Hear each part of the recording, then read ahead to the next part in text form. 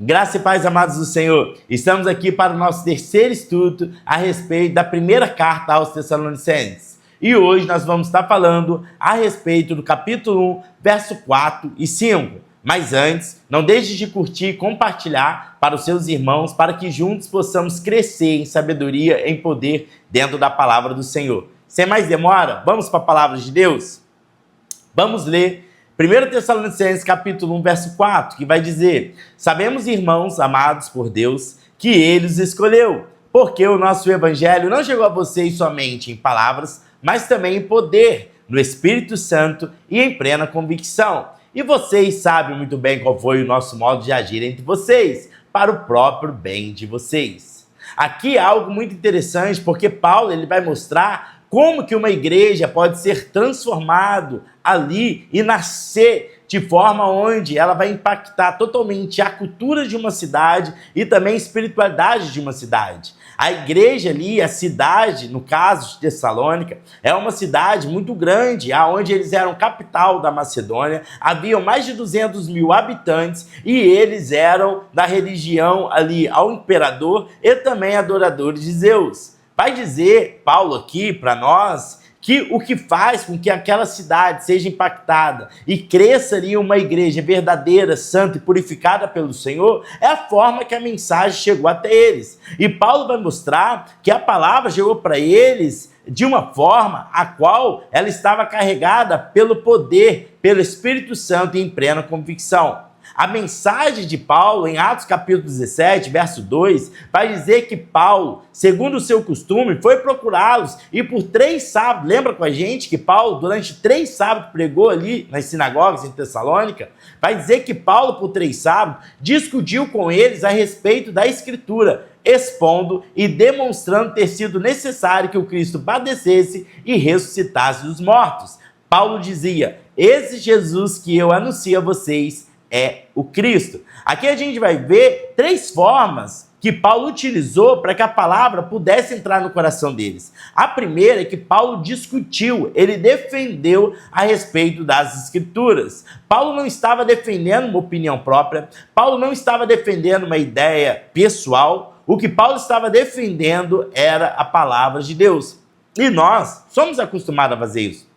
Nós defendemos muitas das vezes políticos, nós defendemos muitas das vezes ideologias, defendemos as nossas ideias, os nossos sofismas e dogmas que estão impregnados dentro de nós. Mas eu quero perguntar, será que nós também defendemos na mesma ousadia e entusiasmo a palavra de Deus que nos dá vida eterna e salvação? Fica esse questionamento para nós. Como que nós temos defendido a palavra de Deus? O segundo ponto, para que a palavra pudesse chegar no coração daqueles irmãos, Paulo vai falar que ele expôs, fazer ficar evidente, descoberto, aquilo que estava encoberto aos olhos dele. Paulo fez questão de tirar a coberta e os mostrar. Quando apresentamos Cristo, nós estamos trazendo a luz para aqueles que estão na escuridão. E foi isso que Paulo fez. Paulo expôs a Escritura àqueles irmãos. Paulo tirou da escuridão aquilo que eles não conseguiam ver, que eles não conseguiam enxergar. Paulo trouxe a luz para eles, para que eles pudessem ver Cristo. E será que nós também temos exposto a Escritura para aqueles que necessitam enxergar e ver a mensagem do Evangelho?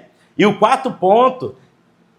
terceiro ponto dessa palavra é que Paulo demonstrou para eles, tornou evidente através de provas. A Bíblia, a mensagem, ela vai escrever assim, Paulo explicou vários textos, de modo que finalmente entenderam o que tinham lido a vida toda, que o Messias tinha de ser morto e ressuscitado dos mortos. Ou seja, Paulo tornou evidente as provas, mostrou a eles a respeito de quem Jesus era. Então, uma forma para que a palavra possa chegar ao coração dos nossos irmãos, daqueles que estão perdidos, daqueles que necessitam de Cristo, é que nós precisamos defender a palavra, expor a palavra e demonstrar a palavra do Senhor para que possa alcançar os corações. Então, não se perca. A primeira forma que aquela palavra chegou no coração daqueles irmãos, capaz de transformar e mudar toda a cultura e toda a religiosidade que eles viviam, primeiro ponto, foi através da palavra do Senhor, porque afinal a fé vem pelo ouvir e o ouvir a palavra de Deus.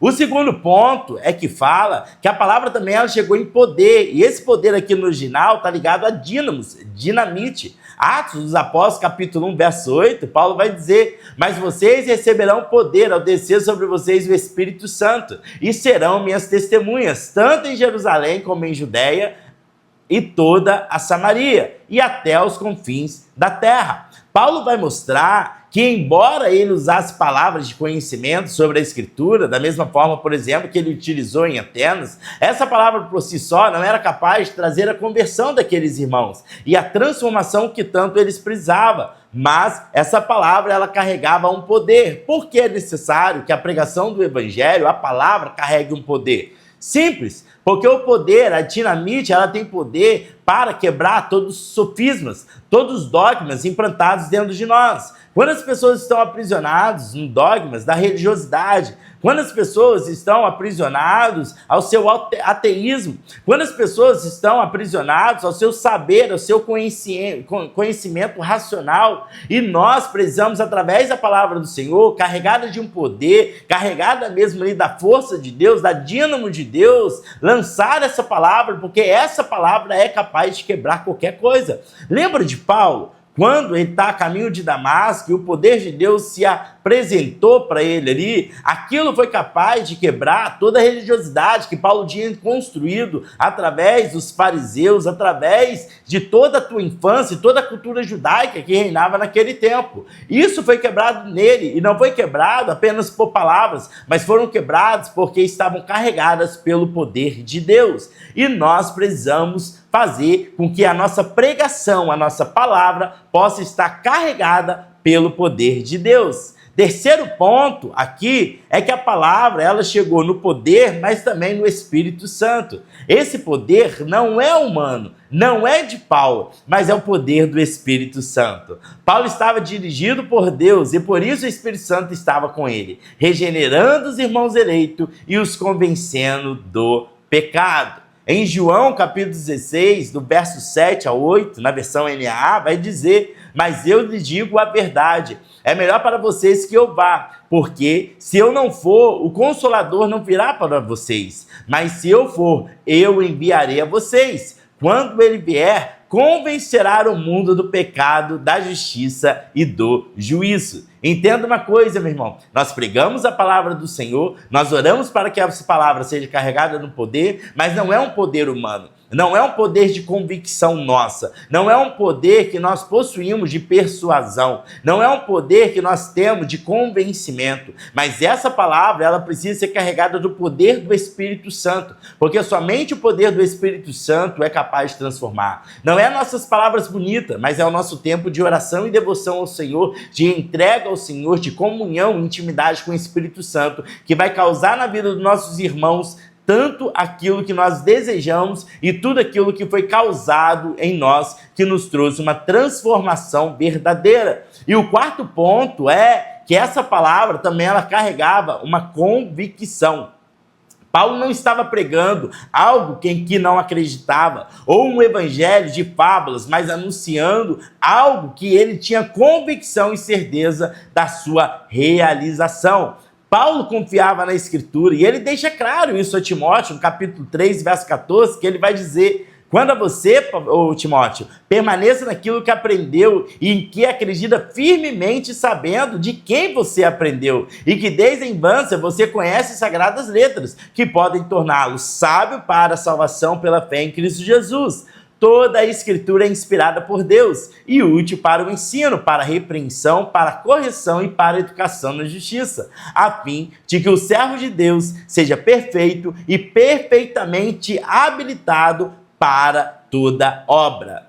A grande parte é que Paulo, ele cria naquilo que ele pregava. Ele tinha convicção nas palavras que estavam saindo da tua boca. Ele é o primeiro a acreditar naquilo que ele estava falando. Qual que é o problema de muitas das vezes as pessoas não se converterem e nós não vivermos aquilo que essa igreja de Tessalônica viveu, ao ponto de ser necessário apenas 3 sábados para ter uma grande transformação espiritual e cultural numa cidade?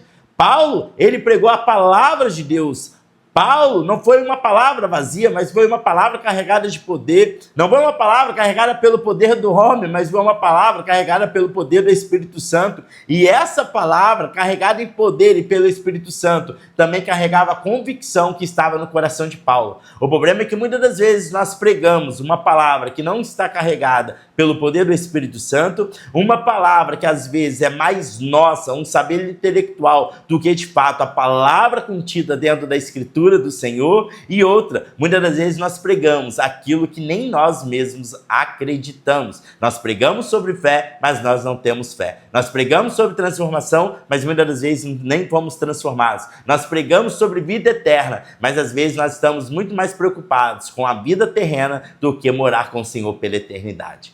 Esse foi o ensino que Paulo deixou à igreja de Tessalônica, e essa carta chegou até nós, para que nós possamos aprender com aquilo que Paulo escreveu para essa igreja, a ponto de nós tomarmos para nós como uma aplicação pessoal e entender os planos e os projetos de Deus na nossa vida. Somente assim, vidas serão transformadas e renovadas em Cristo Jesus. Quando nós tivermos uma palavra que vem de Deus, carregada pelo poder do Espírito Santo e em plena convicção no nosso coração. Que Deus possa abençoar a tua vida, um bom dia para você e até amanhã, se Deus quiser, para a nossa próxima aula.